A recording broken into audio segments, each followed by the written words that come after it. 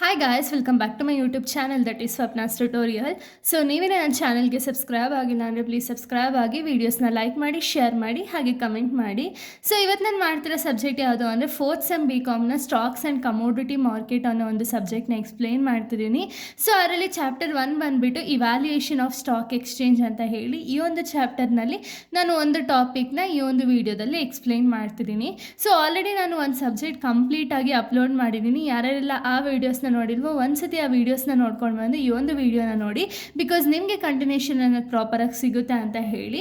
So evaluation of stock exchange ಅಂತ ಹೇಳಿಬಿಟ್ಟು ಇಲ್ಲಿ ನಮಗೆ ಒಂದು ಲೆಸನ್ ನೇಮ್ ಇರೋದಲ್ವಾ. ಸೊ ಈ ಒಂದು ವಿಡಿಯೋದಲ್ಲಿ ನಾವು ಹಿಸ್ಟ್ರಿ ಆಫ್ ಸ್ಟಾಕ್ ಮಾರ್ಕೆಟ್ನ ನಾವು ನೋಡ್ತಾ ಹೋಗೋಣ. ಓಕೆನಾ, ಸ್ಟಾಕ್ ಮಾರ್ಕೆಟ್ ಯಾವ ರೀತಿ ಸ್ಟಾರ್ಟ್ ಆಗಿದ್ದು, ಯಾರು ಕಂಟ್ರೋಲ್ ಮಾಡ್ತಾರೆ, ಕಂಪ್ಲೀಟ್ ಡೀಟೇಲ್ನ ಈ ಒಂದು ವಿಡಿಯೋದಲ್ಲಿ ನಾವು ನೋಡ್ತಾ ಹೋಗೋಣ. ಓಕೆನಾ, ಸೊ ನೋಡಿ, ಹಿಸ್ಟ್ರಿ ಆಫ್ ಸ್ಟಾಕ್ ಮಾರ್ಕೆಟ್ ನಾವು ನೋಡೋದಾದರೆ ಸ್ಟಾಕ್ ಮಾರ್ಕೆಟ್ ಅನ್ನೋದು 17th ಸೆಂಚುರಿಯಲ್ಲೇ ಸ್ಟಾರ್ಟ್ ಆಗಿದೆ. ಓಕೆನಾ, ಸೊ ಸ್ಟಾಕ್ ಮಾರ್ಕೆಟ್ ಯಾವಾಗ ಸ್ಟಾರ್ಟ್ ಆಗಿರೋದು ಅಂದರೆ 17th ಸೆಂಚುರಿಯಲ್ಲಿ ಸ್ಟಾಕ್ ಮಾರ್ಕೆಟ್ ಅನ್ನೋದು ಸ್ಟಾರ್ಟ್ ಆಗಿದೆ.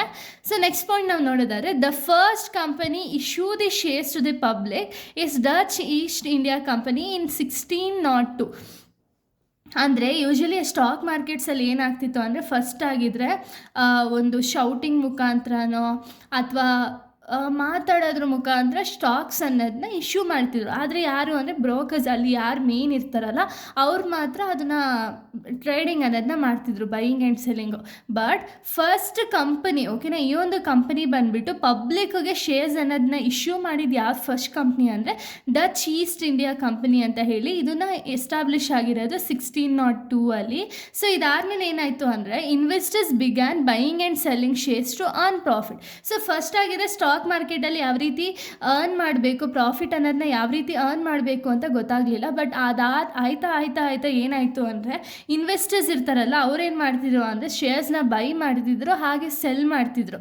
ಯಾವ ರೀಸನ್ಗೆ ಅಂದರೆ ಪ್ರಾಫಿಟ್ ಅರ್ನಿಂಗೋಸ್ಕರ ಬೈಯಿಂಗ್ ಆ್ಯಂಡ್ ಸೆಲ್ಲಿಂಗ್ ಅನ್ನೋದನ್ನ ಮಾಡ್ತಿದ್ರು. ಓಕೆನಾ, next stock exchange were later established in many countries. So ಇದಾದಮೇಲೆ ಸ್ಟಾಕ್ ಎಕ್ಸ್ಚೇಂಜಲ್ಲಿ ಪ್ರಾಫಿಟ್ ಆಗ್ತಿದೆ ಅಂತ ಹೇಳಿ ಎಲ್ಲರಿಗೂ ಗೊತ್ತಾದಮೇಲೆ ಅದಾದಮೇಲೆ ಏನಾಯಿತು ಅಂದರೆ ತುಂಬ ಕಂಟ್ರೀಸು ಸ್ಟಾಕ್ ಮಾರ್ಕೆಟ್ ಅನ್ನೋದನ್ನ ಎಸ್ಟಾಬ್ಲಿಷ್ ಮಾಡ್ತಾ ಹೋದರು. ಓಕೆನಾ, ಅಥವಾ ಸ್ಟಾಕ್ ಎಕ್ಸ್ಚೇಂಜಸ್ನ ಎಸ್ಟಾಬ್ಲಿಷ್ ಅನ್ನೋದನ್ನ ಮಾಡ್ತಾ ಹೋದರು.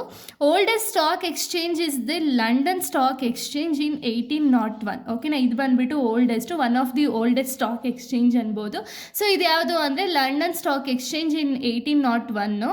Next traded started under the banyan tree in Mumbai. So first ಏನಾಗಿತ್ತು ಅಂದರೆ ಟ್ರೇಡಿಂಗ್ ಅನ್ನೋದು ಮುಂಬೈಯಲ್ಲಿ ಸ್ಟಾರ್ಟ್ ಆಗಿತ್ತು. ಯಾವ ರೀತಿ ಅಂದರೆ ಅಲ್ಲಿಗೆ ಸ್ಪೆಸಿಫಿಕ್ ಆಗಿ ಪ್ಲೇಸಸ್ ಇರಲಿಲ್ಲ. ಓಕೆನಾ, ಅದಕ್ಕೆ ಅವ್ರು ಏನು ಮಾಡ್ತಿದ್ರು ಅಂದರೆ ಒಂದು ಬ್ಯಾನಿಯನ್ ಟ್ರೀ ಇರುತ್ತಲ್ಲ, ಬ್ಯಾನಿಯನ್ ಟ್ರೀಯಲ್ಲಿ ಅವ್ರು ಏನು ಮಾಡ್ತಿದ್ರು ಅಂದರೆ ಇದು ಅಂಡರಲ್ಲಿ ಸ್ಟಾಕ್ಸ್ ಅಥವಾ ಶೇರ್ಸ್ ಅನ್ನೋದನ್ನ ಬೈಯಿಂಗ್ ಆ್ಯಂಡ್ ಸೆಲ್ಲಿಂಗ್ ಮಾಡ್ತಿದ್ರು. ಓಕೆನಾ, ಇದಾದಮೇಲೆ this later became the Bombay stock exchange in 1875. So ಇಲ್ಲಿ ಏನು ಬ್ಯಾನಿಯನ್ ಟ್ರೀ ಅಂಡರಲ್ಲಿ ಕುತ್ಕೊಂಡು ಸ್ಟಾಕ್ಸ್ ಅನ್ನೋದನ್ನ ಅಥವಾ ಶೇರ್ಸ್ ಅನ್ನೋದನ್ನ ಬೈಯಿಂಗ್ ಸೆಲ್ಲಿಂಗ್ ಮಾಡ್ತಿದ್ರಲ್ಲ, ಇದೇ ಲೇಟರ್ ಆಗಿ ಯಾವ ರೀತಿ ಎಸ್ಟಾಬ್ಲಿಷ್ ಆಯಿತು ಅಂದರೆ BSc ಆ್ಯಂಡ್ NSc ಆಗಿ ಎಸ್ಟಾಬ್ಲಿಷ್ ಅನ್ನೋದಾಯಿತು. ಓಕೆನಾ, ಈ BSc ಎಸ್ಟಾಬ್ಲಿಷ್ ಆಗಿದ್ದು 1875ಅಲ್ಲಿ.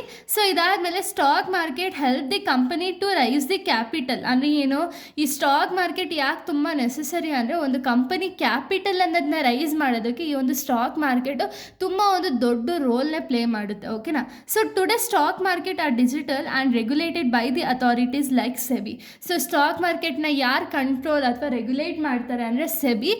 ಇನ್ನೊಂದು ಸ್ಟಾಕ್ ಮಾರ್ಕೆಟ್ ಯಾವುದಿದೆ ಅಂದರೆ NSC ಅಂತ ಹೇಳಿ, ನ್ಯಾಷನಲ್ ಸ್ಟಾಕ್ ಎಕ್ಸ್ಚೇಂಜ್ ಅಂತ ಹೇಳ್ತಾರಲ್ಲ. ಸೊ ಈ NSC ಬಂದುಬಿಟ್ಟು ಕಂಪ್ಲೀಟಾಗಿ ಕಂಪ್ಯೂಟರೈಸ್ಡ್ ಆಗಿದೆ. ಓಕೆನಾ, ಸೊ NSCನೂ ಕೂಡ ಒಂದು ಸ್ಟಾಕ್ ಮಾರ್ಕೆಟು. ಸೊ ಇಷ್ಟು ಕೂಡ ಒಂದು ಇವ್ಯಾಲ್ಯೂಯೇಷನ್ ಅಥವಾ ಹಿಸ್ಟ್ರಿ ಆಫ್ ಸ್ಟಾಕ್ ಮಾರ್ಕೆಟ್ ಆಗಿದೆ. ಇದು ತುಂಬ ಇಂಪಾರ್ಟೆಂಟ್ ಕಾನ್ಸೆಪ್ಟ್.